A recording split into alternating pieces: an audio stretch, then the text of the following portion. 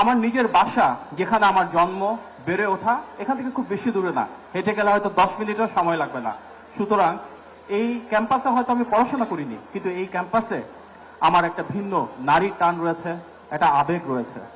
আজকে এখানে আমরা দেখছি যারা আয়োজন করেছেন তারাও কিন্তু একটা বিশাল আবেগ এবং আকাঙ্ক্ষা নিয়েই মিলন মেলাটাকে সামনের দিকে এগিয়ে নিয়ে যাচ্ছেন। বাংলা কলেজের রয়েছে একটা সুবিশাল ঐতিহ্য।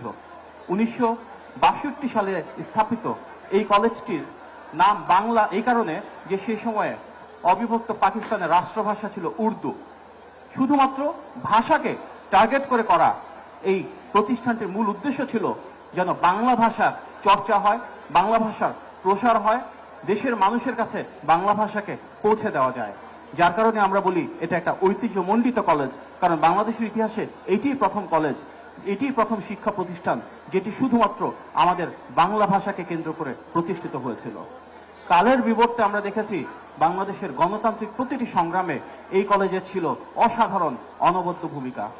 আমরা 90 স্বৈরাচার বিরোধী আন্দোলনে দেখেছি, আমরা জুলাইয়ের গণ অভ্যুত্থানে দেখেছি, আমরা ফ্যাসিবাদ বিরোধী 16 বছরের সুদীর্ঘ সংগ্রামে দেখেছি এই কলেজের যারা জাতীয়তাবাদী আদর্শকে ধারণ করে, যারা গণতান্ত্রিক মূল্যবোধকে ধারণ করে, তারা রক্ত দিয়েছে, জীবন দিয়েছে, জেল হামলা মামলার শিকার হয়েছে, কিন্তু জনগণের পাশে থেকে গণতন্ত্র পুনরুদ্ধারের জন্য কাজ করে গিয়েছে। আজকে অনুষ্ঠান যারা আয়োজন করেছে আমি দেখে খুব খুশি হয়েছি যে এখানে রিয়াজ ভাই, রওশন ভাই, আয়ুব ভাই, শামীম ভাই সহ আমাদের অনেক ছাত্র নেতা রয়েছে যারা প্রত্যেকে গণতন্ত্র পুনরুদ্ধারের সংগ্রামে অবিচল থেকে মানুষের জন্য কাজ করে গেছে। আজকে পরিবর্তিত পরিস্থিতিতে তারা জনগণের সাথে থাকবেন, জনগণের পাশে থাকবেন, এটি আমাদের প্রত্যাশা। বাংলা কলেজে যে ঐতিহ্যের কথা আমরা বলি সেটি আমরা দেখি ছাত্র রাজনীতিতে।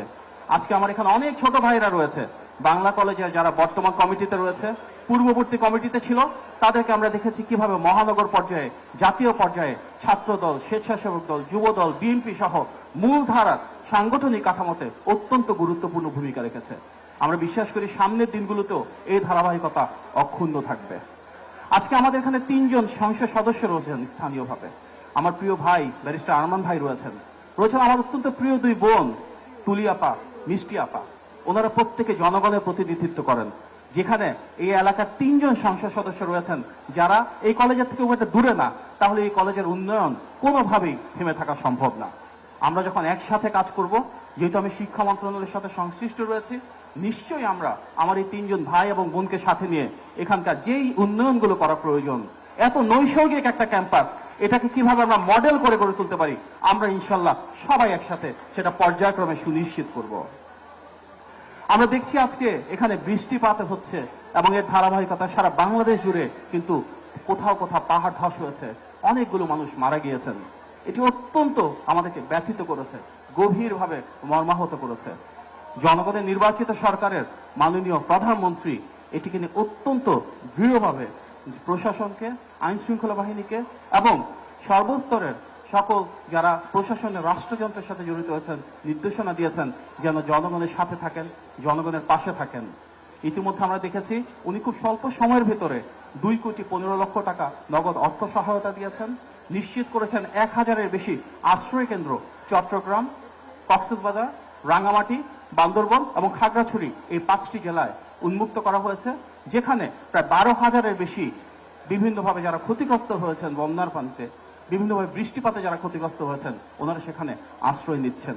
আমরা ইতিমধ্যে দেখেছি প্রায় 2,500 মেট্রিক টনের মতন চাল ইতিমধ্যে দুর্গত মানুষের কাছে পৌঁছে দেওয়া হয়েছে।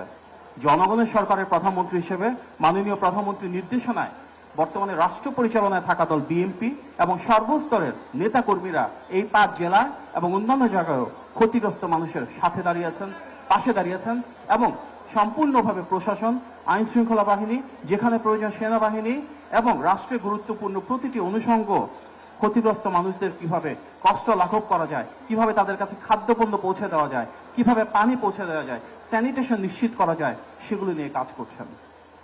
সুতরাং জনগণের প্রত্যাশাকে তাল মিলিয়ে বর্তমান সরকার প্রতিটি ক্ষেত্রে চেষ্টা করে যাচ্ছে মাননীয় প্রধানমন্ত্রীর নেতৃত্বে জনগণের প্রত্যাশা পূরণের জন্য। আজকে বাংলা কলেজে আমরা জানি রয়েছি, এখানে রয়েছে অনেক শিক্ষার্থী যাদের আগামী দিনের বাংলাদেশের কাণ্ডারি হিসেবে গড়ে ওঠার জন্য আকাঙ্ক্ষা রয়েছে। তাদেরকে প্রেরণা দেওয়ার জন্য আমরা আমাদের শিক্ষা ব্যবস্থাটাকে ঢেলে সাজাচ্ছি। আমরা দেশব্যাপী কর্মসংস্থান সৃষ্টি করতে চাচ্ছি। আমরা নিশ্চিত করতে চাইছি যে আমাদের এই তারুণ্যই হবে আগামীর বাংলাদেশের কাণ্ডারি। আমাদের যারা শিক্ষকবৃন্দ রয়েছেন ওনাদের জন্য আমরা সুযোগ সুবিধা বৃদ্ধি করতে চাচ্ছি। আমাদের যারা সাবেক শিক্ষার্থী রয়েছেন, বিভিন্ন পেশায় যারা রয়েছেন, তাদের জন্য আমরা কিভাবে আরো বেশি কর্মসংস্থান সৃষ্টি করা যায়, কিভাবে ব্যবসা বাণিজ্যকে সহজ করা যায়, কিভাবে স্বল্প সুদে ঋণের ব্যবস্থা করা যায়, কিভাবে মেধাহীন যে বাংলাদেশ আমরা দেখেছি সেখান থেকে বেরিয়ে এসে মেধাভিত্তিক এবং বৈষম্যহীন বাংলাদেশ আমরা গড়ে তুলতে পারি, সেগুলো নিয়ে কাজ করা যায়, সেটি আমাদের পথযাত্রা। আজকে বাংলা কলেজের সাবেক শিক্ষার্থীদের আয়োজনে আমি মাননীয় প্রধানমন্ত্রীর সেই মানি আপনাদের সবার সামনে পৌঁছে দিতে চাই, যেখানে আমরা সবাই মিলে যখন একসাথে কাজ করব, একসাথে দেশটাকে গড়ব, ইনশাআল্লাহ বাংলাদেশকে আমরা নতুন ভাবে মানবিক মূল্যবোধের ভিত্তিতে নিরাপত্তা নিশ্চিত করে সবার জন্য সমান সুযোগ সৃষ্টি করে তুলতে পারবো। সুতরাং বাংলা কলেজে আমার প্রিয় ভাইয়েরা, প্রিয় সাবেক শিক্ষার্থীবৃন্দ, প্রিয় শিক্ষকবৃন্দ এবং উপস্থিত অত্র এলাকার যারা গুণীজনেরা রয়েছেন, আসুন আমরা সবাই মিলে একসাথে কাজ করি, একসাথে দেশ গড়ি, একসাথে ভ্রাতৃত্ব, সৌহার্দ্য এবং সম্প্রীতির সম্পর্ক গড়ে তুলি। আজকে আমাদের এখানে যে সাবেক শিক্ষার্থীরা রয়েছেন, 3 জন সংসদ সদস্য রয়েছেন, যারা বর্তমান শিক্ষার্থীরা রয়েছেন, এবং প্রত্যেকের মাঝে যে জাতীয়তাবাদের আদর্শ, গণতান্ত্রিক মূল্যবোধ এবং দেশপ্রেম রয়েছে, সেটিকে ধারণ করে আমরা মাননীয় প্রধানমন্ত্রীর নির্দেশনায় সেই রূপকল্পকে ইনশাআল্লাহ বাস্তবায়ন করব। আসুন আমরা সবাই মিলে নির্বাচিত সরকারের হাতকে শক্তিশালী করি, এই বাংলাদেশকে একসাথে গড়ে তুলি।